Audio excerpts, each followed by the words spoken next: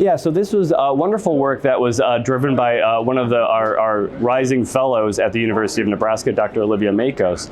And what we observed in clinic is that there are some patients that just feel like cognitively they aren't where they would like to be. And it's kind of, in some ways, at a subclinical level. It's not something that quite seems like it requires additional referral or a neurospecialist or anything like that. And yet our patients are experiencing this. So based on that, we wanted to take a look with a patient-reported outcome survey of patients and to describe their neurologic function and in a truly patient-reported fashion to see if we could capture a sense of what's going on there. In particular, we had hypothesized that there's a potential that the ICANS toxicity that is experienced by patients during CAR T-cell therapy, it might be that even though we think it resolves in the main symptoms that describe ICANS and the pattern of symptoms that lead to that presentation could go away, but there could be lingering effects that maybe don't go away. And so we surveyed patients that are over a year out because we were truly trying to capture this chronic component of it, a year from receiving their CAR T-cell therapy,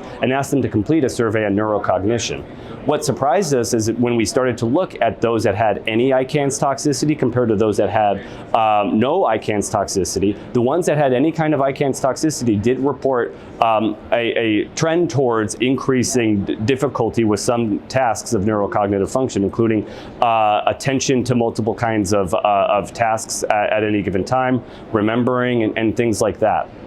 It's preliminary right now, and this is just reported on 20 patients, but it's encouraging enough to us that we think we should be exploring this more in a larger set to get a better sense of if there really is some degree of cognitive dysfunction and neurologic toxicity that endures despite resolution of ICANS for our patients receiving CAR T-cell therapy.